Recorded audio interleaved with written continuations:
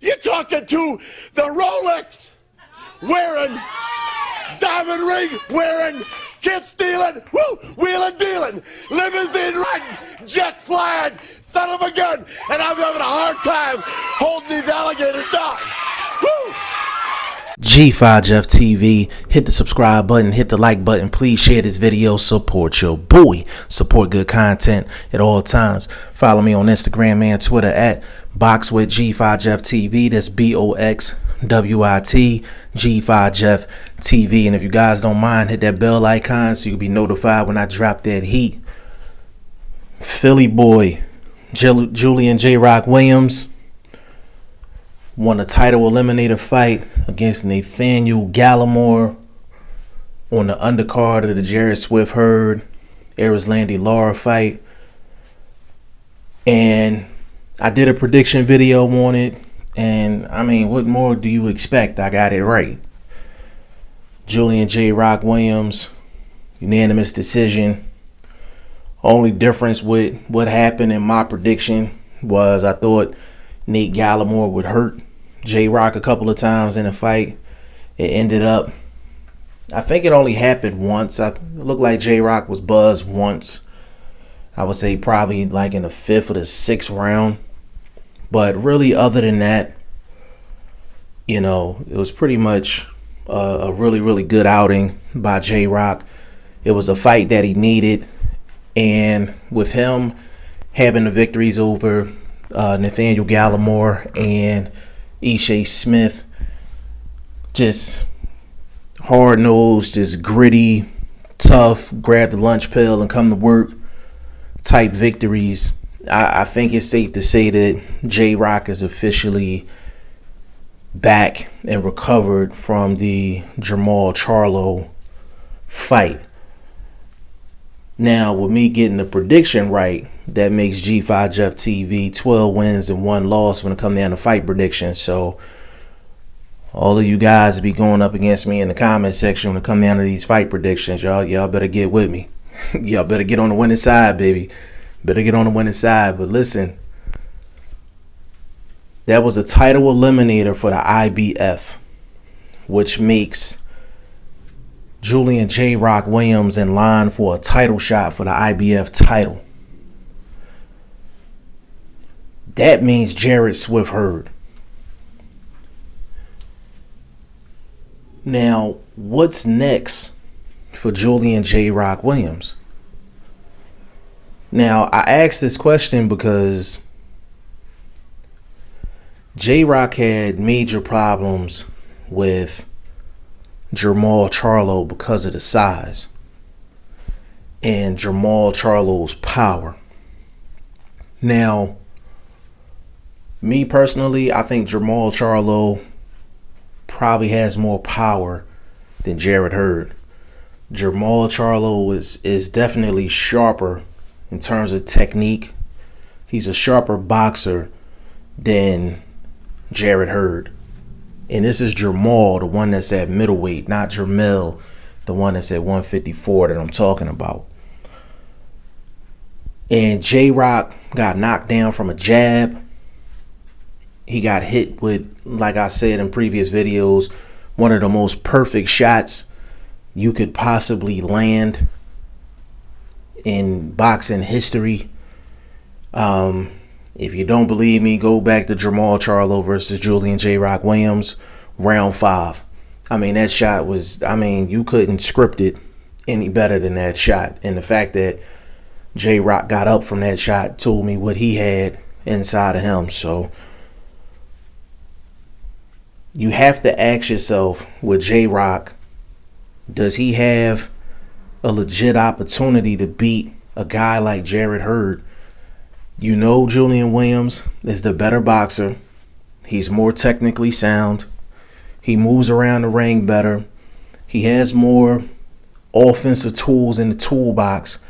When you face Jarrett Hurd, is one question and one question only. Can you get over that size? Can you win the early rounds in an easy fashion or not exerting a whole lot of energy? And can you handle the onslaught that Jarrett Swift Hurd is going to give you. Like, that's really what it is. Jarrett Swift Hurd hits you with volume. He hits you with volume. He's so big, it's hard to tell that if he's throwing arm shots or his shots actually got mustard on him. But that's a big dude. He's like a linebacker at 154. And that's really the only question. Would Julian Jroc Williams be able to survive all of that size and all of that pressure from Jarrett Swift Hurd? I actually think Jroc would have been better off if Lara would have won that fight. It's a smaller guy. Yes, it's a southpaw, but we're talking, jab, straight left hand. That's the majority of his offense. He's added a little sneaky uppercut to go along with it. And I think Jroc would have had a better chance with Lara, you know what I'm saying, than Jarrett Swift Hurd. Like, Jarrett Swift Hurd, you have to answer questions in terms of your physical, in terms of your mental. With Lara, Jroc would have had to answer questions in terms of strategy. You know what I'm saying? So I hope y'all vibing with me on that analogy. But, I think it's easier to adjust to a guy strategy-wise versus can you physically or mentally handle a situation. Those are bigger questions you have to answer. So it's really tough to decide what Jroc should do, because Jarrett Swift Hurd might possibly go after Charlo and just try to unify the whole damn division. And that's a great fight. And if Jarrett Swift Hurd and Charlo go at it to unify 154, Jroc can sit back and try to take the winner of that. But if there's one unified champion, that means that they have more than one mandatory. And who's to say that the IBF mandatory, which is Jroc, would get the first crack? So he's kind of he won the fight against Nate Gallimore, but he kind of has more questions than answers right now. I think he just got to sit back, play the field, and see what happens. I think he shouldn't take another fight for a little while. If so, he can take maybe a tune-up. He could take a tune-up fight, maybe a fight in Philly, feel-good fight, something to keep him busy. But really, other than that, he should just sit back and wait.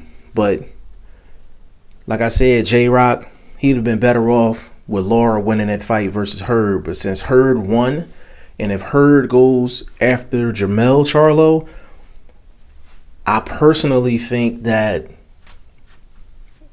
if I was Jroc, I would rather face Hurd than Jermell. Because, Jermell has a lot of the same traits as Jermall. It's just Jermell is not as big. But at least with Jarrett Swift Hurd, he's going to be the smaller guy. But everybody's the smaller guy against Jarrett Hurd. But he knows that he's technically sound. He has the better boxing skills. And if he can basically fight a really disciplined fight, there's a chance he can beat Jarrett Hurd despite the size difference and the pressure. And Jroc also showed in that Nate Gallimore fight that he can hurt somebody late.